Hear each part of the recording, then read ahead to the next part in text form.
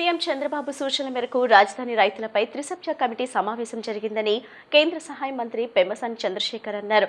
అమరావతి రాజధాని ప్రాంతంలో 1286 ఫ్లాట్లకు వీధిపోటు సమస్యలు ఉన్నాయని, వాస్తు ప్రకారం కొన్ని ఇబ్బందులు వచ్చాయని తెలిపారు.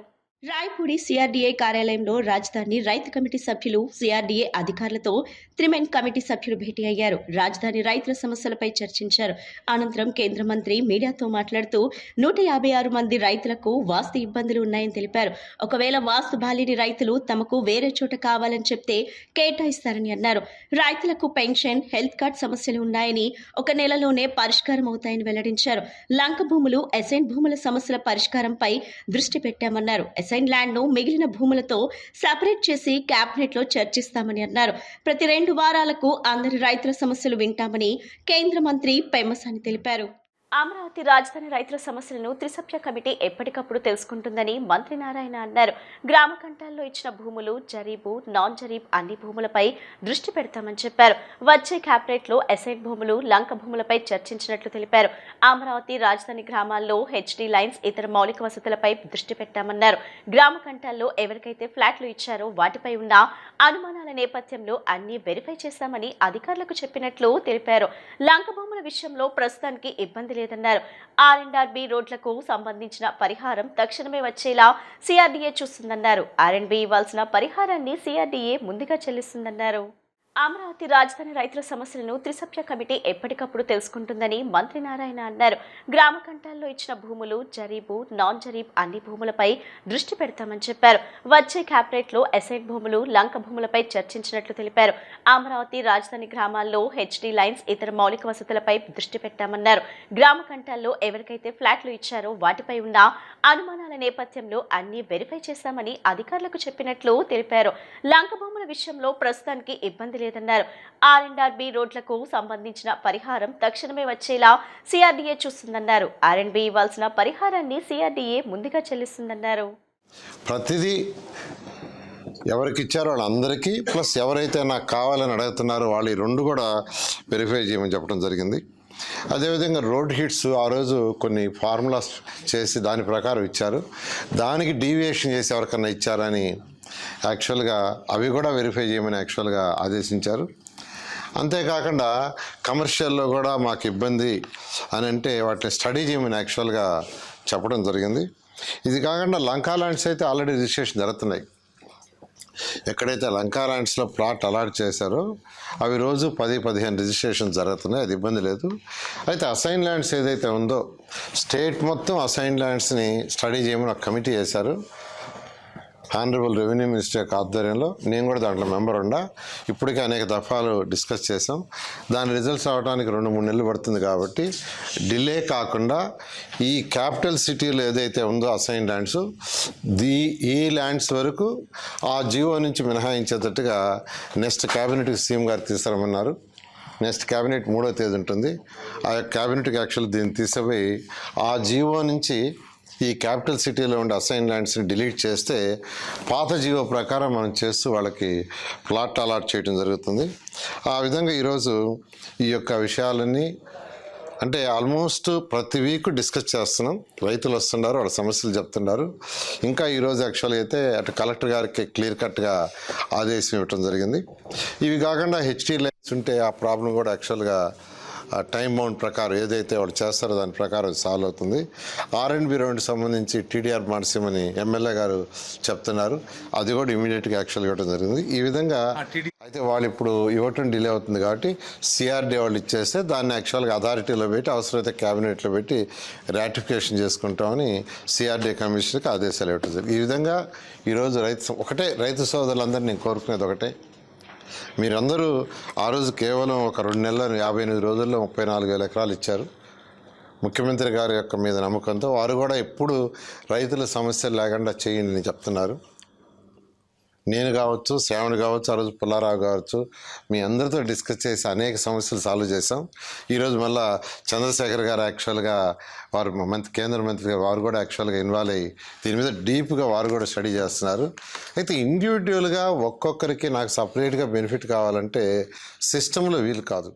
రాష్ట్ర ప్రభుత్వం పేదల పక్షపాతి ప్రభుత్వమని మచిలీపట్నం నియోజకవర్గంలో సామాన్య ప్రజల వైద్య ఖర్చుల కోసం పెద్ద ఎత్తున సీఎంఆర్ఎఫ్ కింద 5 కోట్ల రూపాయల ఆర్థిక సహాయం అందించామని రాష్ట్ర గనులు, భూగర్భ వనరులు, ఎక్సైజ్ శాఖ మంత్రివర్యులు కొల్లు రవీంద్ర పేర్కొన్నారు. మంత్రివర్యులు మచిలీపట్నం నగరంలోని బృందావన్ థియేటర్ వద్ద గల తన క్యాంపు కార్యాలయంలో ప్రజా దర్బార్ నిర్వహించి వివిధ ప్రాంతాల నుండి వచ్చిన ప్రజల నుండి అర్జీలు స్వీకరించారు. అనంతరం 26 మంది పేద ప్రజలకు 15.63 లక్షల రూపాయల సీఎంఆర్ఎఫ్ చెక్కులను పంపిణీ చేశారు.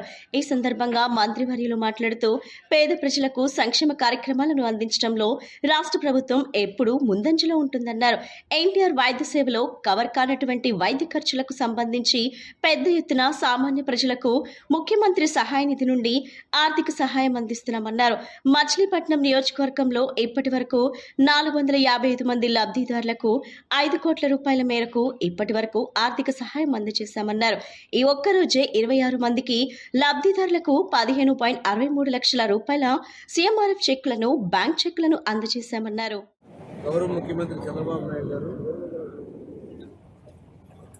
కూటమి ప్రభుత్వం పేదల పక్షాన నిలబడుతున్నదానికి ఈరోజు ఈ సీఎం రిలీఫ్ ఫండ్ కింద పెద్ద ఎత్తున ఏదైతే ఎన్టీఆర్ వైద్య సేవలు కవర్ కానీ ఇంకా సామాన్య ప్రజలు ఏదైతే వైద్య సహాయం చేసే దాంట్లో కొన్ని కవర్ కానటువంటి వాటికి కూడా ఈరోజు పెద్ద ఎత్తున సీఎం రిలీఫ్ ఫండ్ నుంచి ఇవ్వడం జరుగుతుంది. దాదాపు ఇప్పుడే మచిలీపట్నం కాన్స్టిట్యున్సీలో 5 కోట్ల పైన సీఎం రిలీఫ్ ఫండ్ ఇచ్చాం. ఈరోజు 26 మందికి 15,62,875 రూపాయల చెక్కుల్ని 26 మంది అందించడం జరిగింది. మరి ఈ కార్యక్రమాన్ని ఇచ్చేసిన భారతీయ జనతా పార్టీ తరఫున సంక్షేమ ప్రారంభం, అలాగే తెలుగుదేశం పార్టీ కుటుంబ సభ్యులందరికీ మరొకసారి హృదయపూర్వక ధన్యవాదాలు తెలియజేస్తున్నాను. ఈ ప్రభుత్వం ప్రజల పక్షాన సంక్షేమ కార్యక్రమాల ఒక పక్క, అభివృద్ధి కార్యక్రమాల ఒక పక్క ఈరోజు ముందుకు తీసుకెళ్తూ నిరంతరం ప్రజలతో ఉన్నటువంటి ప్రభుత్వం కూటమి ప్రభుత్వం. ఒకసారి పెన్షన్లు ఇస్తున్నాం, వాళ్ళ ఇంటి ముంగిటికి వెళ్ళి వాళ్ళకి అందిస్తారు. అలాగే వాళ్ళ రేషన్ షాపుల్లో వాళ్ళకి రేషన్ ఎవరైతే ఇంటికి మోసుకెళ్ళారో వాళ్ళకు కూడా ఇంటికి తీసుకెళ్ళి రేషన్ అందిస్తుంది. ఉన్న రైతు ఖాతాల్లో దగ్గర 2,300 కోట్ల రూపాయలు అన్నదాత సుఖీభవ కింద రైతుల అకౌంట్లో డబ్బులు వేశారు. గ్యాస్ సిలిండర్ ఇస్తున్నారు. ఇవన్నీ కూడా ప్రజలకి ఉచిత బస్సు ప్రయాణం, ఇవన్నీ కూడా చేస్తూ ప్రజా సంక్షేమాన్ని ప్రతి ఒక్కరు కూడా ఆర్థికంగా తీసుకెళ్ళడానికి కోసం మంచి ప్రభుత్వం పనిచేస్తారు. దానికి గౌరవ ముఖ్యమంత్రి చంద్రబాబు నాయుడు గారు, మరి వారికి సపోర్ట్ చేస్తున్నటువంటి ప్రధానమంత్రి నరేంద్ర మోడీ గారు, మైనార్టీల సంక్షేమం, వారి అభివృద్ధి కోసం కూటమి ప్రభుత్వం కట్టుబడి పనిచేస్తుందని సెంట్రల్ ఎమ్మెల్యే బోండా ఉమా అన్నారు. ప్రభుత్వం మైనార్టీల సమస్యలపై ప్రత్యేక దృష్టి పెడుతుందని, దర్గాలు, కబ్రస్థాన్లు, మసీదులు, వక్ఫ్ బోర్డుకు సంబంధించిన సమస్యలను కమిటీ సమక్షంలోనే పరిష్కరిస్తున్నామని తెలిపారు. రాష్ట్రంలోని ఇమాంలు, మౌజంలు పెండింగ్ గౌరవ వేతనాలను ప్రభుత్వం విడుదల చేయడంతో పాటు విజయవాడ సెంట్రల్ నియోజకవర్గంలో 6 సంవత్సరాలుగా కొనసాగుతున్న మసీద్ వివాదాన్ని పరిష్కరించినందుకు మైనార్టీ కమిటీ నాయకులు ముఖ్యమంత్రి నారా చంద్రబాబు నాయుడు, ప్రభుత్వ విప్ మరియు ఎమ్మెల్యే బోండా ఉమామహేశ్వరరావులకు కృతజ్ఞతలు తెలిపారు. సింగ్ నగర్లోని ఎమ్మెల్యే క్యాంపు కార్యాలయంలో కమిటీ అధ్యక్షుడు ఎస్కే గౌస్ బాషా ఆధ్వర్యంలో జరిగిన కార్యక్రమంలో మైనార్టీ నేతలు, ముఖ్యమంత్రి, ఎమ్మెల్యే చిత్రపటాలకు పాలాభిషేకం చేశారు. ఈ కార్యక్రమానికి యువ నాయకుడు బోండా రవితేజ ముఖ్య అతిథిగా హాజరయ్యారు. రాజీవ్ నగర్ 63వ డివిజన్ సుందరయ్య నగర్ మసీదులో 6 సంవత్సరాలుగా కొనసాగుతున్న సమస్యలను ఎమ్మెల్యే బోండా ఉమా చొరవతో షరీఫ్ ఆధ్వర్యంలో మైనార్టీ సెల్ అధ్యక్షుడు బాషా నేతృత్వంలో ఏర్పాటు చేసిన కమిటీ మసీద్ పెద్దలతో చర్చించి సామరస్యపూర్వకంగా పరిష్కరించింది. ఈ సందర్భంగా ఎమ్మెల్యే ఉమా మాట్లాడుతూ కూటమి ప్రభుత్వం మైనార్టీల సమస్యలపై ప్రత్యేక దృష్టి పెడుతుందని, దర్గాలు, కబ్రస్థాన్లు, మసీదులు, వక్ఫ్ బోర్డుకు సంబంధించిన సమస్యలను కమిటీ సమక్షంలోనే పరిష్కరిస్తున్నామని తెలిపారు. ముఖ్యమంత్రి దృష్టికి తీసుకువెళ్లడంతో రాష్ట్ర వ్యాప్తంగా ఇమాంలు మౌజంలు పెండింగ్ వేతనాలు విడుదలయ్యాయని చెప్పారు. యువ నాయకుడు బోండా రవితేజ మాట్లాడుతూ మౌలానాలకు నెలకు 5,000 గౌరవ వేతనం ప్రకటించినందుకు ప్రభుత్వానికి కృతజ్ఞతలు తెలిపారు. గతంలో టీడీపీ హయాంలో అమలు చేసిన రంజాన్ తోఫా, దుల్హాన్ పథకాలను గుర్తు చేశారు. ఈ కార్యక్రమంలో మెహరుద్దీన్, ముత్కూరి కాసిం, మసీద్ కమిటీ సభ్యులు, నాయకులు, కార్యకర్తలు పాల్గొన్నారు. వైసీపీ గవర్నమెంట్లో పెండింగ్లో ఉన్నటువంటి ఇమాములు మౌజన్లకి జీతాలు పెండింగ్ ఉంటే అవన్నీ కూడా ముఖ్యమంత్రి గారి దృష్టికి తీసుకొచ్చి వాటిలన్నింటినీ కూడా రాష్ట్ర వ్యాప్తంగా ఇమాములకి మౌజన్లకి జీతాలు పెండింగ్లు అన్నీ కూడా క్లియర్ చేయించాం. అలాగే మసీదు కమిటీల్లో చిన్న ఇబ్బందులు ఏవైతే ఉన్నాయో అవి కూడా క్లియర్ చేపిస్తూ ఇవాళ రాజీవ్ నగరు 63వ డివిజన్ సుందరీ నగర్ మసీదులో గత 6 సంవత్సరాలుగా చిన్న సమస్యలతో మరి మైనార్టీ సోదరులు, మైనార్టీ పెద్దలే చిన్న గొడవలు పడుతూ ఉన్నారు. దాని మీద మా మైనార్టీ సీనియర్ నాయకుడు షరీఫ్ గారు ఎమ్మెల్సీ కౌన్సిల్ చైర్మన్గా పనిచేసి అపారమైనటువంటి అనుభవం, అలాగే మైనార్టీలు ఖురాన్ మీద కానీ అన్ని ఆచారాల మీద కానీ అపారమైనటువంటి అనుభవం, జ్ఞానము కలిగినటువంటి షరీఫ్ గారి ఆధ్వర్యంలో ఒక మా మైనార్టీ నియోజకవర్గ సెల్ అధ్యక్షుడు భాషాను కానీ వీళ్ళందరినీ కూడా నియమించాం. వాళ్ళందరూ కూడా కలిసి కూర్చొని అక్కడ మసీదులో ఉన్నటువంటి పెద్దలు అందరితో మాట్లాడి ఏ సమస్య లేకుండా ఆ సమస్యని పరిష్కరించి ఇవాళ కమిటీ అందరినీ కూడా ఒకే మాట మీద తీసుకురావడం జరిగింది. చాలా సంతోషం. మా మైనార్టీ సోదరులకు ఒకటే చెప్తా ఉన్నాం, ఈ రాజకీయాలు మసీదుల్లో కానీ అలాగే చర్చిల్లో కానీ గుళ్ళల్లో కానీ పార్టీ తరఫున మేము ఎవరు ఎంటర్ కాం. ఒక మంచి పథకం ఇమాములకి 10,000 రూపాయలు, అదేవిధంగా మౌనాలకు 5,000 రూపాయలు నగదు వాళ్ళ 12 నెలలకి సరిపడా ప్రకటించినందుకు ముందుగా కూటమి ప్రభుత్వానికి, అందరికీ మన గౌరవ ముఖ్యమంత్రి, డిప్యూటీ ముఖ్యమంత్రి, అదేవిధంగా యువ నాయకులు నారా లోకేష్ గారికి ప్రత్యేక కృతజ్ఞతలు తెలియజేసుకుంటా ఉన్నాము. మరి 2014-19 సమయంలో కూడా మరి అప్పుడు మైనార్టీలందరికీ కూడా ప్రతి సంవత్సరం కూడా రంజాన్ తోఫా ఇవ్వటం అయితే కానివ్వండి, అదేవిధంగా దులాన్ పథకం కింద వాళ్ళు ముస్లిం ఇంటర్లో పెళ్ళైతే 50,000 రూపాయలు ప్రభుత్వం తరఫున డైరెక్ట్గా వాళ్ళ అకౌంట్లో చేరే విధంగా కార్యక్రమాలు చేయటం అయితే కానివ్వండి, ఎప్పుడు కూడా కులాలకి మతాలకి అతీతంగా మైనార్టీకి ఎప్పుడూ కూడా అండదండగా నిలిచిన పార్టీ ఏదైనా ఉందంటే తెలుగుదేశం పార్టీ అని మరొక్కసారి నిరూపించే విధంగా అన్ని పథకాల్ని మైనార్టీలకి ఎప్పుడూ కూడా అందిస్తూ ముందుకెళ్తున్న ప్రభుత్వం అని చెప్పి నిరూపించుకున్న ప్రభుత్వం తెలుగుదేశం పార్టీ. అదేవిధంగా కూటమి ప్రభుత్వాన్ని ఈ సందర్భంగా తెలియజేస్తూ ఉన్నాం. ఇమాం మౌజన్లకి 90 కోట్ల రూపాయలు నిధులు రిలీజ్ చేసిన కూటమి ప్రభుత్వానికి, అలాగే మన ముఖ్యమంత్రి వర్యులు నారా చంద్రబాబు నాయుడు గారికి, డిప్యూటీ సీఎం పవన్ కళ్యాణ్ గారికి, మన యువ నాయకులు నారా లోకేష్ గారికి, అలాగే మన శాసనసభ్యులు బొండా ఉమామహేశ్వరరావు గారికి ధన్యవాదాలు తెలుపుకుంటూ, నిన్న సుందరనగర్ మసీదులో మన మైనార్టీ సలహాదారు షరీఫ్ గారు చేతుల మీదుగా 1,80,000 రూపాయల చెక్ ఇవ్వడం కూడా జరిగింది ఇమాం మౌజన్లకి. అలాగే గత 6 సంవత్సరాల నుంచి సుందరనగర్ మసీదులో ఉన్నటువంటి అనేక సమస్యలతో సతమతం అవుతూ ఉంది. ఈ తరుణంలో దీనికి పరిష్కారం ఎక్కడా దొరకకపోతే అందరూ మసీదు పెద్దలు అందరూ కలిసి వచ్చి మన సెంట్రల్ నియోజకవర్గ శాసనసభ్యులు బొండా ఉమామహేశ్వరరావు గారు దృష్టిలో పెట్టంగా ఆయన దాన్ని చూసించి దానికి ఎట్లా చేయాలి ఏంటి అని ఆలోచించి మన షరీఫ్ భాయ్ గారిని, మాజీ ఎమ్మెల్సీ చైర్మన్ షరీఫ్ భాయ్ గారిని పిలిపించి ఆయన్ని దీన్ని ఎలా పరిష్కారం చేయాలి, భవిష్యత్తులో మళ్ళీ ఎటువంటి గొడవలకి తావు లేకుండా శాశ్వత పరిష్కారం చేయాలి, వీళ్ళు చాలా సతమతం అవుతున్నారు అని చెప్పి వివరించి చెప్పగా దానికి ఒక 6 నెలల సమయం తీసుకొని దాన్ని ఎలా చేయాలి ఏంటని షరీఫ్ భాయ్ గారు ఆలోచించి దానికి ఒక బైలా రాసి ఆ బైలాని మినిస్టర్ గారి దగ్గర తీసుకెళ్ళి మినిస్టర్ గారి దగ్గర నుంచి వక్ఫ్ బోర్డు CEO గారికి తీసుకెళ్ళి అక్కడ నుంచి దానికి ఒక ఈ బైలా బాగానే ఉంది, దీనికి ఒక కమిటీ ఏర్పాటు చేసి ఆ కమిటీ ఒక రూల్స్ పెట్టి ఆ రూల్స్ ప్రకారంగా నడుచుకుంటే ఎటువంటి సమస్యలు ఉండవని చెప్పి వక్ఫ్ బోర్డు కూడా దానికి ఆమోదించి ముద్రించి వక్ఫ్ బోర్డులో ఉన్నటువంటి ఆ మసీదుని మళ్ళీ గ్రామస్తులకు అప్పచెప్పడం జరిగింది. తిరుమల శ్రీవారి సన్నిధిలో జరిగే అన్నదాన కార్యక్రమానికి కూరగాయలు సమర్పించడం ఎంతో పుణ్యప్రదమని డాక్టర్ రామశేషయ్య చంద్రశేఖర్ వర్మ అన్నారు. శ్రీ వెంకటేశ్వర భక్త సమాజం క్రమం తప్పకుండా కూరగాయలు పంపడమే కాక అందులో అనేక మంది భాగస్వాములను చేయటం అభినందనీయమన్నారు. ఈ మహత్తర కార్యక్రమం ఎంతో మందికి స్ఫూర్తినిస్తుందని వారు తెలిపారు. తిరుమల శ్రీ వెంకటేశ్వర స్వామి సన్నిధిలో జరుగుతున్న నిత్యాన్నదాన పథకానికి విజయవాడకు చెందిన శ్రీ వెంకటేశ్వర భక్త సమాజం ఆధ్వర్యంలో కూరగాయలు పంపుతున్న సంగతి తెలిసింది. ఇందులో భాగంగా భక్త సమాజం తరపున 228 విడత 10 టన్నుల కూరగాయలను సమర్పించారు. ఈ సందర్భంగా టీటీడీ కూరగాయ రథం వద్ద స్వామివారికి భక్త సమాజం ప్రతినిధులు పూజలు నిర్వహించి గోవిందనామాలు ఆలపించారు. అనంతరం భక్తులకు లడ్డు ప్రసాదాన్ని పంపిణీ చేశారు. ఈ కార్యక్రమంలో ముఖ్య అతిథులుగా పాల్గొన్న డాక్టర్ రామశేషయ్య, చంద్రశేఖర్ వర్మ జెండా ఊపి కూరగాయల లారీని తిరుమలకు సాగనంపారు. అనంతరం వారు మాట్లాడుతూ శ్రీ వెంకటేశ్వర భక్త సమాజం ఆధ్వర్యంలో తిరుమలలో జరిగే నిత్యాన్నదాన పథకానికి కూరగాయలను పంపటం అభినందనీయమన్నారు. కొన్నేళ్లుగా కూరగాయను స్వామివారికి సమర్పించడమే కాకుండా ఎంతో మందిని ఇందులో భాగస్వాములను చేసి స్వామివారి కృపకు పాత్రలను చేయటం ముదావహమన్నారు. ఈ కార్యక్రమం ఎంతో మంది భక్తులకు స్ఫూర్తిదాయకంగా నిలుస్తుందన్నారు. భక్త సమాజం ప్రతినిధి వై గాంధీస్వామి మాట్లాడుతూ అన్ని దానాల్లోకి అన్నదానం అత్యుత్తమైనదన్నారు. తమ సమాజం తరపున 228వ విడత కూరగాయలను స్వామివారికి సమర్పించడం ఎంతో సంతోషంగా ఉందన్నారు. ఇందుకు తోడ్పాటును అందిస్తున్న వారందరికీ భక్త సమాజం తరపున ధన్యవాదాలు తెలిపారు. చలసాని శ్రీనివాసరావు ప్రోద్బలంతో చేపట్టిన ఈ కార్యక్రమం నిరంతరం కొనసాగాలని ఆయన ఆకాంక్షించారు.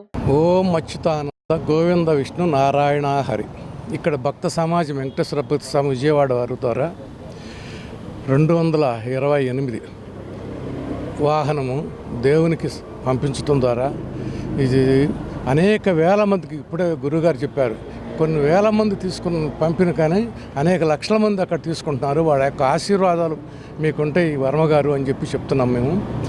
ఇది భక్త సమాజము పరోక్షంగా ఎంతో ఉపయోగపడుతుంది ప్రజలందరికీ కూడాను. చాలామంది దీన్ని ఒక ఇన్స్పిరేషన్గా తీసుకుని ఇంతవరకు ఇట్లా పంపుతున్నారు. దానికి వాళ్ళందరికీ కూడా ఆ దేవాది దేవుని యొక్క ఆశీస్సులు ఉండాలని చెప్పి, వారందరూ కూడా ఎంతో అభివృద్ధి చెందాలని చెప్పి, ఇంకనూ అనేక మంది దీని గురించి ఇంకనూ ఉత్సాహంగా ముందుకొచ్చి పంపించాలని చెప్పి నేను వాళ్ళందరినీ ఆశీర్వదిస్తున్నాను, దీవిస్తున్నాను. Thank you. డాక్టర్ గారు చెప్పారు, రామశేష గారు చక్కటి విషయాలు చెప్పారు.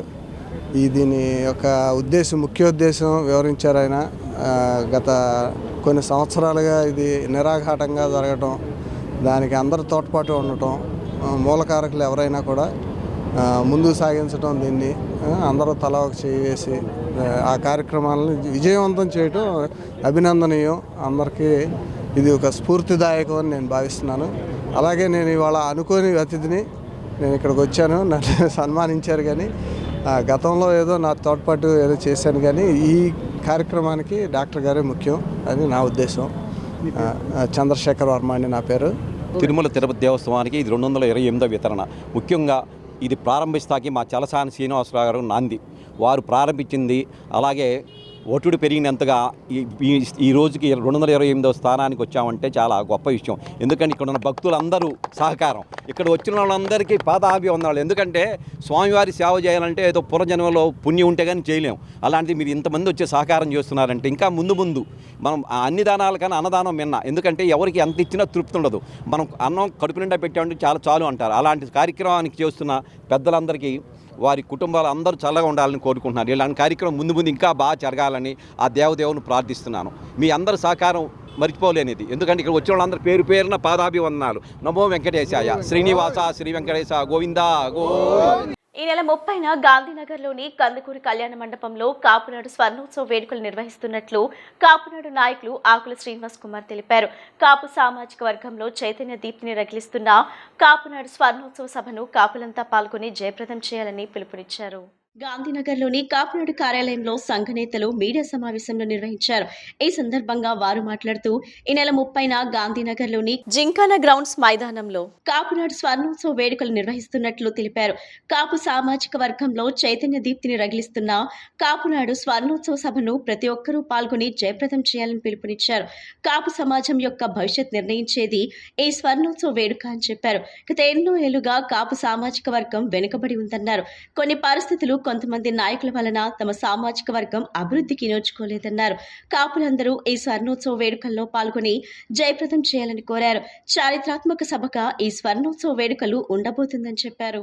ఈ 50 సంవత్సరాల స్వర్ణోత్సవానికి ఈ కార్యక్రమం చేసుకోవటానికి కాపు సామాజిక వర్గం యొక్క భవిష్యత్తు నిర్ణయించేది ఈ 50 సంవత్సరాల స్వర్ణోత్సవ వేడుక. మరి ఎన్నో ఏళ్లుగా అనాదిగా ఈ సామాజిక వర్గం వెనుకబడి ఉంటాం. కొన్ని పరిస్థితులు, కొంతమంది నాయకుల వల్ల అనగదొక్కబడటం, అనేక అంశాలు అనగదొక్కి అణగారిన కులంలాగా మరి పరిస్థితి. సుమారుగా స్వతంత్రం వచ్చిన దగ్గర నుంచి ఈ కులానికి ప్రాతినిధ్యం లేకపోవటం, అట్లాగే రాజకీయంగా ఏ హోదా కల్పించలేకపోవటం, అట్లాగే అనేక మంది నాయకులు, కాపు సామాజిక వర్గానికి సంబంధించిన అనేక మంది నాయకులు మరి దీనికి సంబంధించిన రిజర్వేషన్ అంశంలో కానీ, అట్లాగే ఈ మధ్యకాలంలో అంటే గత 2 ప్రభుత్వాల్లో పెట్టిన కాపు కార్పొరేషన్, చంద్రబాబు నాయుడు గారు ఏర్పాటు చేసిన కాపు కార్పొరేషన్ సంబంధించి కాపు పెన్షన్లు కానీ, అట్లాగే నిధులు కానీ, వీటన్నిటికీ మరి ఒక పరిష్కార మార్గం 50 సంవత్సరాల స్వర్ణోత్సవ బహిరంగ సభ. మరి ఆ బహిరంగ సభలో మరి కాపులకు సంబంధించిన వెనుకబాటుతనానికి సంబంధించిన అనేక అంశాలు మరి ప్రభుత్వాలకు కానీ, ఈ సామాజిక వర్గంలో ఉన్న రాజకీయ పార్టీల్లో ఉన్న అగ్రనాయకత్వానికి కానీ మరి ఈ వేదిక ద్వారా కులానికి ఏమేమి నిధులు ఏర్పాటు చేస్తారు, ఈ కులం అభివృద్ధి చెందటానికి ఏ రకంగా ప్రభుత్వాలు తోడ్పడతాయనే విషయం మీద సభ ఏర్పాటు చేయడం జరిగింది. గతంలో తెలుగుదేశం పార్టీ అధికారంలో ఉండగా కాపు కార్పొరేషన్ ఏర్పాటు చేసింది మీ అందరికీ తెలుసు. ఎన్నో పార్టీలు స్వాతంత్రం వచ్చిన తర్వాత మరి రాష్ట్రంలో అధికారంలో ఉన్నాయి. ఒక తెలుగుదేశం పార్టీనే కాపులకి కార్పొరేషన్ ఏర్పాటు చేసి నిధులు మంజూరు చేసి మరి కాపుల సంక్షేమం కోసం బాగా కాపులకి అండగా దండిగా నిలబడ్డ పార్టీ తెలుగుదేశం పార్టీ. మరి గత కాంగ్రెస్ పార్టీలో మరి కాపు కార్పొరేషన్ చైర్మన్ని విజయవాడ క్యాండిడేట్కే చైర్మన్ వచ్చిందంటే మేమందరూ కూడా చాలా సంతోషపడ్డాం. ఆ రోజు కాపు కార్పొరేషన్ చైర్మన్ అయితే ఇచ్చారు, కానీ మరి నిధులు ఎక్కడా కూడా ₹1 మంజూరు చేయకుండా, కూర్చోవడానికి కార్యాలయం కూడా లేకుండా మరి కాపు జాతిని అవమానపరిచిన పార్టీ జగన్మోహన్ రెడ్డి గారి ప్రభుత్వం. మరి ఈ ప్రభుత్వంలో మళ్ళా తిరిగి కూటమి ప్రభుత్వం అధికారంలోకి వచ్చిన తర్వాత పవన్ కళ్యాణ్ గారు, నరేంద్ర మోడీ గారి సహకారంతో ఈ రాష్ట్రంలో కూటమి ప్రభుత్వం అధికారంలోకి వచ్చింది. 1975-2025 కాపునాడు గోల్డెన్ జూబ్లీ. మరి గౌరవనీయులు పెద్దలు ఈ కాపు ఉద్యమం కోసం, ఈ కాపుల చరిత్ర కోసం, కాపుల సమస్యల కోసం గత 50 ఏళ్ల నుంచి అవిశ్రాంతంగా కృషి చేస్తున్నటువంటి గౌరవనీయులు పెద్దలు కాపునాడు జాతీయ అధ్యక్షులు గాళ్ల సుబ్రహ్మణ్యం గారి ఆధ్వర్యంలో జింకానా గ్రౌండ్లో మరి రేపు ఆదివారం సాయంత్రం 5 గంటలకి గౌరవనీయులు పెద్దలు మరి శాసనసభ్యులు బోండా ఉమా గారి ఆధ్వర్యంలో మరి బహిరంగ సభ జరుగుతుంది. ఈ బహిరంగ సభలో రాష్ట్ర స్థాయి, జాతీయ స్థాయి, జిల్లా స్థాయి, గ్రామీణ స్థాయి కాపు నాయకులు, మహిళలు, అలాగే ఈ కాపు ఉద్యమం కోసం మరి గత 50 సంవత్సరాల నుంచి పనిచేస్తున్నటువంటి మా కాపు పెద్దలందరూ కూడా ఈ కార్యక్రమానికి వస్తున్నారు. ముందుగా మరి గతంలో కాపులు లేకుండా, కాపులు ప్రాతినిధ్యం లేకుండా, కాపు ఓటు లేకుండా ఈ రాష్ట్రంలో ఏ ప్రభుత్వం కూడా ముందుకెళ్ళిన పరిస్థితి లేదు. కాపులే ఈ రాష్ట్రంలో రాజ్యాధికారాన్ని నిర్ణయించే శక్తి, యుక్తి ఈ రాష్ట్రంలోని కాపులకు ఉంది. ఇప్పటికసే ప్రకటనలు.